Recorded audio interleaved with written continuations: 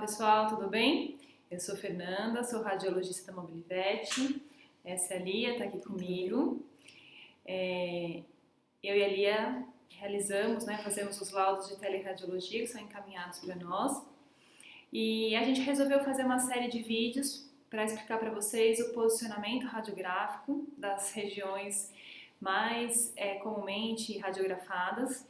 E a gente viu essa necessidade porque a gente acompanhou a dificuldade de alguns clínicos que têm à disposição na clínica o equipamento de raio-x, a dificuldade de posicionar, saber o que fazer, para melhorar a qualidade, as dicas e macetinhos que a gente tem de fazer isso na nossa rotina. Então, como eventualmente a gente dá umas dicas e conversa com eles, quando a gente conversa sobre os casos e quando recebe as radiografias, a gente resolveu fazer então os vídeos para esses vídeos ficarem disponíveis para todo mundo acessar toda vez que precisar. Então a gente vai começar hoje com um vídeo explicando sobre a escolha da técnica radiográfica. A Lia vai explicar de uma forma bem lúdica como a gente faz essa escolha, e para depois, na sequência, a gente lançar vídeos de cada região, sobre o posicionamento do tórax, o posicionamento do abdômen, dos membros, e aí vão ser lançados vídeos semanalmente. Então, eu vou ficar por aqui, a Lia segue com a explicação, a gente vai mudar um pouquinho o layout aqui, ela vai começar a apresentar alguns slides, e a gente vai se vendo nos próximos vídeos. Como a Fernanda acabou de explicar, a gente sentiu, atendendo aos clínicos, a dificuldade tanto no posicionamento radiográfico como na escolha da técnica. Então, como a gente se dispôs a fazer a série de vídeos para os posicionamentos radiográficos, a gente optou por começar explicando o que passa na nossa cabeça quando a gente precisa fazer a escolha de uma técnica radiográfica em determinadas situações para determinados pacientes. E é isso que eu pretendo explicar para vocês com esse vídeo, com essa apresentação de slide. Quando a gente vai trabalhar com radiação, a gente trabalha com o tamanho da molécula. A gente precisa de uma radiação ou mais delicada ou mais forte para passar por entre os átomos de toda aquela estrutura que a gente precisa radiografar, tá? Mas o meu objetivo é fazer uma apresentação mais lúdica para vocês, para que fique mais fácil de entender, porque quando a gente fala em radiação, a radiação é um conceito abstrato demais. Então, a partir de um determinado ponto, vai entrar a analogia do chuveiro, que a gente chama quando faz essa explicação, e que fica um pouco mais fácil para vocês entenderem o que acontece com cada parâmetro que a gente ajusta para conseguir uma técnica radiográfica. E os parâmetros que a gente usa são a miliamperagem, o foco fino ou grosso, a quilovoltagem e o tempo. Normalmente, na grande maioria dos aparelhos que tem o máximo de parâmetros separados, o foco fino e o foco grosso aparecem junto com a miliamperagem. O tempo e a quilovoltagem podem ficar separados, mas isso varia muito de aparelho para aparelho. Cada clínica, cada colega vai precisar ver como o seu aparelho funciona. Se surgirem dúvidas a respeito, pode consultar a gente que a gente tenta ajudar da melhor maneira possível, tá? E agora a gente vai deixar de falar de radiação e vai começar a comparar o aparelho, o cabeçote do aparelho com um chuveiro, que é uma coisa que todo mundo tem em casa. E quando a gente fala em miliamperagem, a gente está pensando no tamanho da panela do chuveiro. Quanto menor o miliampere, é uma duchinha. Quanto maior o miliampere, é um chuveirão, tá? E isso interfere na quantidade de fótons, que é a unidade de raio-x que o aparelho produz. Quanto menor a miliamperagem, menos fótons essa radiação vai produzir. Quanto maior a miliamperagem, mais fótons essa técnica que vocês estão produzindo vai ter. E como a quantidade de fótons interfere na imagem final. A quantidade de fótons dá pra gente contraste. Quanto mais miliamperagem, quanto mais fótons, mais contraste a gente vai ter nessa imagem. Quanto menor a miliamperagem, menos fótons, menos contraste a gente vai ter nessa imagem, tá? O foco fino e o foco grosso, a gente tem uma determinada quantidade, né, um determinado tamanho na panela de chuveiro e cada chuveiro tem os seus furinhos. Tem chuveiros que tem um furinho menor, tem chuveiros que tem um furinho para a água passar, maior.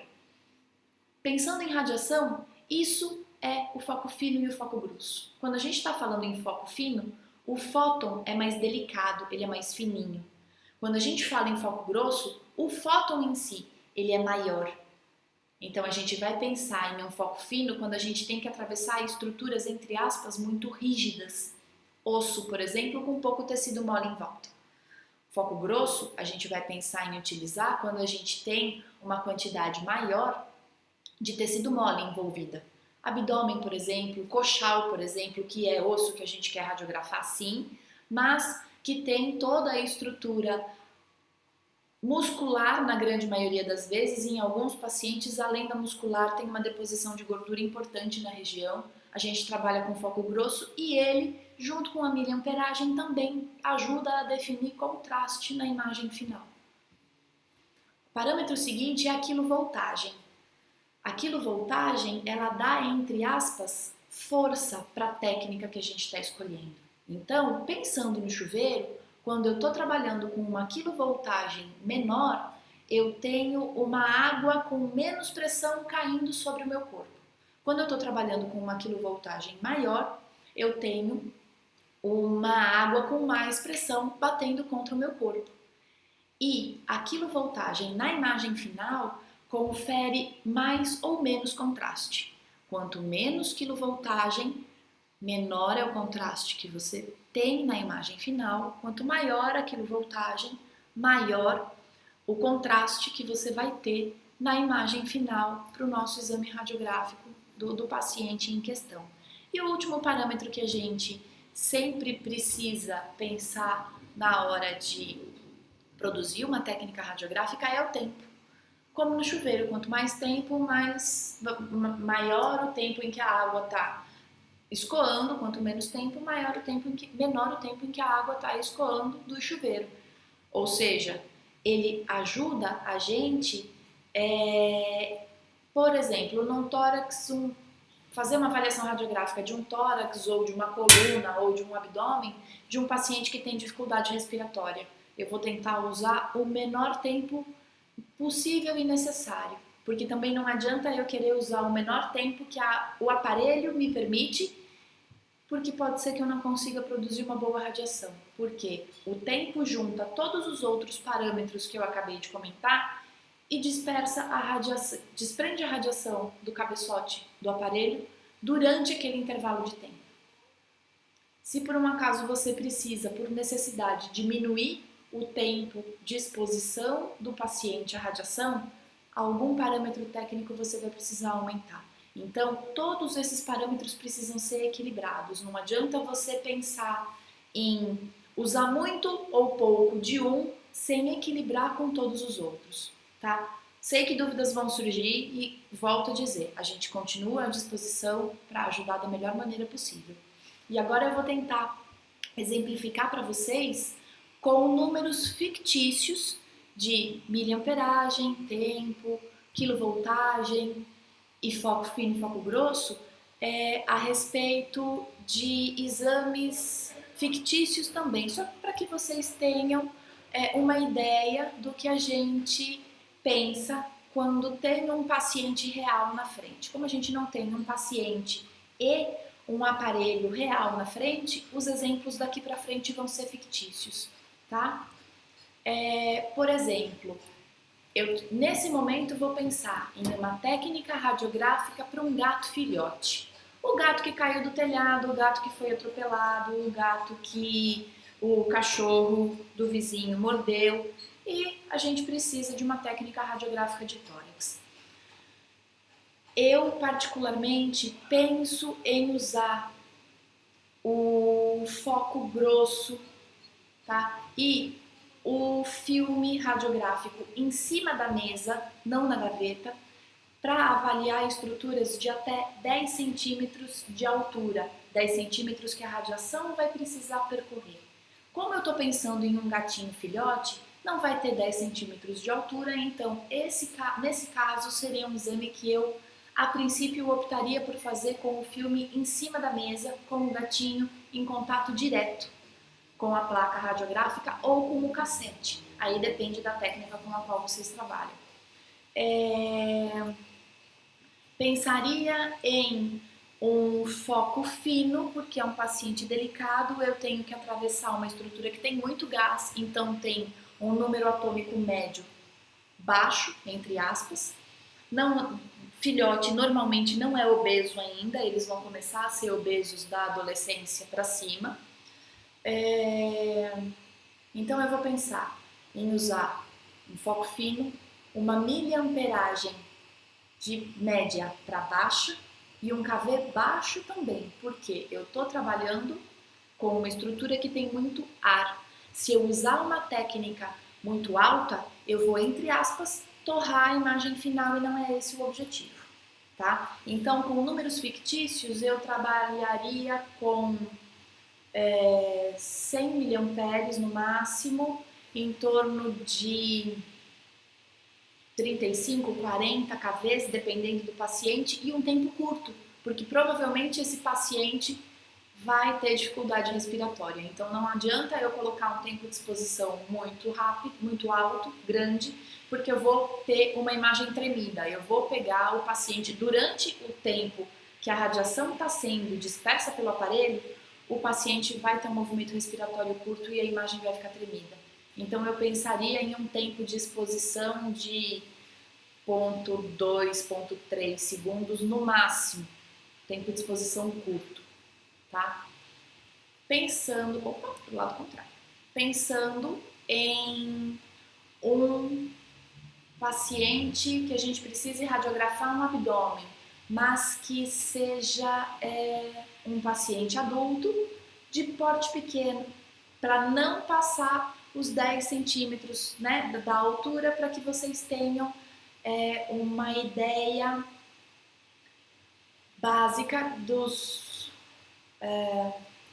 para que vocês possam comparar os pacientes, né? Eu vou comparar estruturas que tenham mais ou menos a mesma altura para a radiação passar, só que radiografando lugares diferentes. Nesse exemplo, é o abdômen de um paciente, sei lá, por suspeita de corpo estranho, por suspeita de gestação, mas eu estou pensando em um paciente pequenininho, de pequeno porte, que também não seja obeso. Uma suspeita de corpo estranho abdominal, por exemplo. Nesse caso, eu vou precisar usar um MA maior, porque eu preciso passar com a radiação para que ela atinja o filme embaixo do paciente com uma força suficiente para passar por tanto tecido mole que na média tem um número atômico maior. Então eu pensaria em torno de 100 miliamperes, provavelmente foco grosso, porque eu estou falando em abdômen, eu preciso de mais contraste, tem muita estrutura, tem muito, principalmente tecido mole. Então, mais ou menos 100 miliamperes, foco grosso e um KV médio. Pensando em abdômen, eu não usaria mais de 50 a 52 KVs para esse paciente, tá? E o último exemplo é uma articulação femorotíbio-patelar de um paciente de grande porte, de um paciente com um joelho muito musculoso, tá? Nessa situação, eu preciso de um MA baixo, de um foco fino, porque é uma estrutura muito densa, eu quero passar por osso, então a radiação em si tem que ser delicada, mas ela precisa ser forte. Então, eu vou pensar em algo em torno de 50 miliamperes com foco fino, um tempo de exposição que pode ser maior, em torno de 0,3, 0,4 segundos, e o KV aqui pode ser um pouco maior, em torno de 50, 55 kVs. São números fictícios, volto a dizer, só para que vocês possam comparar essa diferença na escolha da técnica para estruturas que tenham aproximadamente a mesma altura pela qual a radiação precisa passar. E para finalizar, o último exemplo é o de joelho de um paciente de grande porte, porque tem uma quantidade muito grande de, pelo menos, tecido muscular. E nesse caso, a radiação precisa ser, ao mesmo tempo, forte para poder passar pelo osso, mas também com uma constituição delicada, porque é um número atômico alto e ela vai precisar passar pelo meio dessas moléculas todas. Pensando em um joelho de um pitbull, de um rottweiler, de um São Bernardo, eu estou falando de uma espessura relativamente alta. E o que eu falo por espessura? Eu não estou preocupada se o paciente está em decúbito lateral, em decúbito em decúbito dorsal. Para mim, a espessura é a altura que a radiação precisa passar, independente da anatomia do paciente, tá?